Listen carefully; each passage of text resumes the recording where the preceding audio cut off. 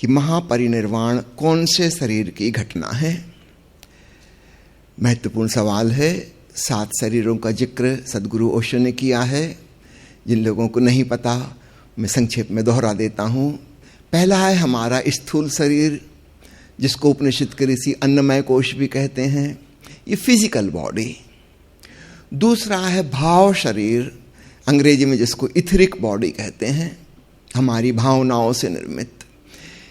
तीसरा है सूक्ष्म शरीर, अंग्रेजी में एस्ट्रल बॉडी इसको कहते हैं। उपनिषद के ऋषियों ने जिसका नाम रखा है प्राणमय कोश, एनर्जी बॉडी इसको कह सकते हैं हम, इलेक्ट्रिकल बॉडी कह सकते हैं। चौथा है मनस शरीर, ऋषि की भाषा में मनोमय कोश, मेंटल बॉडी, विचारों से निर्मित, स्मृतियों से निर्मित, कल्पनाओं से निर्मित। पांचवा है आत्म शरीर, यह चैतन्य से निर्मित है। तो फर्क समझना किससे बने हुए हैं। हमारा पहला शरीर भोजन से बना हुआ है, स्थूल पदार्थ से बना हुआ है। दूसरा भाव से बना हुआ है, सूक्ष्म केमिकल्स से बना हुआ है।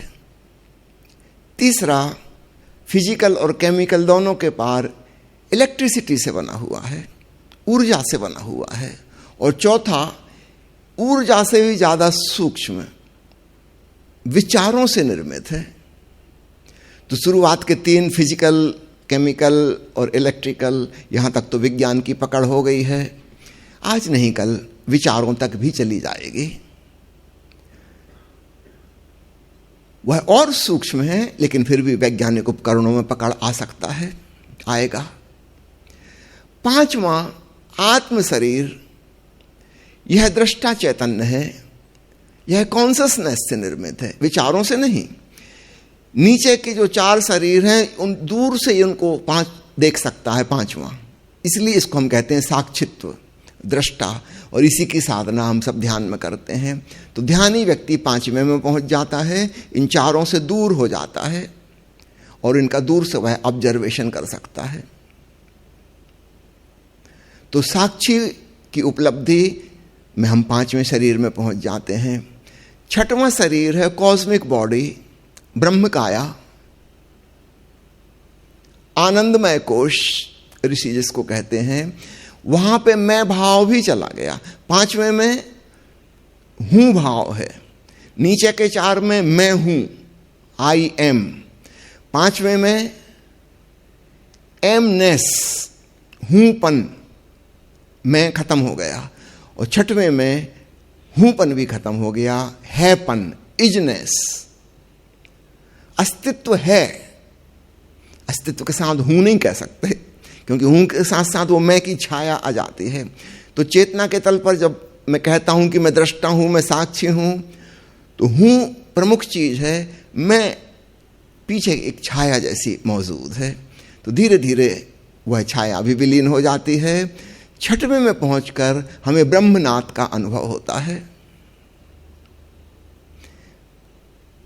अभी थोड़ी देर पहले हम ओशो का प्रवचन सुन रहे थे ना, मेरा ही प्रश्न था जिसमें दद्दा जी के बारे में, और ओशो ने उसको समझाया कि एक संगीत है, अस्तित्व का संगीत, उसमें डूब जाओ। यहां पर संगीत से तात्पर्य उनका नाद ब्रह्म से है। अब हम साक्षी के भी आगे गए, जहां हूपन भी खत्म हो गया, हैपन, ओंकार है, अनाहत नाद है, उसको हूं नहीं कह सकते। या कहोगे तो थोड़ा भूल चूक भरा हो जाएगा, भाषा में मजबूरी में कहना पड़ता है अहम ब्रह्मास्मि, मैं ब्रह्म हूं। पर याद रखना, व्याकरण की नियम पूरा करने के लिए अहम कहना पड़ रहा है, अहम जैसा वहां कुछ है नहीं। ब्रह्म ही ब्रह्म है, नाद ही नाद है, संगीत, महासंगीत गूंज रहा है। इजनेस के आगे नथिंगनेस है, ये थोड़ी और आगे की बात हो गई। 7वां शरीर, उसका नाम है निर्वाण काया। सरल शब्दों में इसको हम कहते हैं महाशून्य। अब वहां पर इजनेस भी गई, इसका अनुमान लगाना थोड़ा कठिन है। इजनेस भी गई, महाशून्य से ही सब जन्मा है, सृजित हुआ है। ये शून्य की ही क्रिएटिविटी है कि बाकी सब चीजें प्रकट हो गई। दूसरे शब्दावली में हम कह सकते हैं, जिसको संभूत और असंभूत ब्रह्म उपनिषद के ऋषि कहते हैं, प्रकट ब्रह्म और अप्रकट ब्रह्म। तो वो जो महाशून्य है वह अप्रकट ब्रह्म है, उसी में से छठवां प्रकट होगा।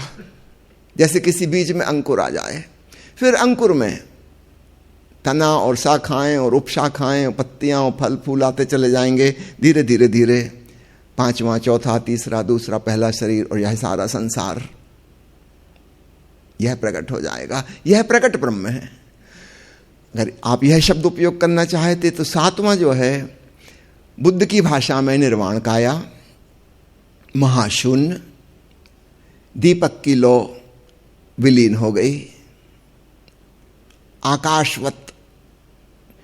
निर्वाण उपनिषद के ऋषि ने भी वर्णन किया है उसका, यही कहकर गगनम महासिद्धांतम। ये निर्वाण उपनिषद का एक अद्भुत सूत्र है कि वह गगन, आकाश, वह महासिद्धांत है। परमात्मा की अस्तित्व की, परम सत्य की उपमा इससे सुंदर और नहीं हो सकती। आकाश, आकाश अर्थात जो नहीं है, याद रखिएगा। आकाश में सब कुछ है, आकाश से सब जन्मा, आकाश में सब परिभ्रमण कर रहा, लेकिन आकाश स्वयं अपने आप में कुछ नहीं है, नथिंगनेस। इसीलिए तो सूरज, चांद, तारे सब उसमें परिभ्रमण कर पा रहे हैं। अगर वो खुद अपने आप में कुछ होता तो पृथ्वी उससे टकरा जाती और आगे न बढ़ पाती। वह शून्य है, अर्थात वह स्पेस देता है। चांद, तारे और गैलेक्सियां उसमें घूम सकते हैं, सब कुछ प्रकट हो सकता है उसमें और विनष्ट हो सकता है, लीन हो सकता है वापस। सब शून्य से जन्मता और शून्य में खो जाता। आपने पूछा है महापरिनिर्वाण किस शरीर की घटना है? यह 7वें शरीर की घटना है।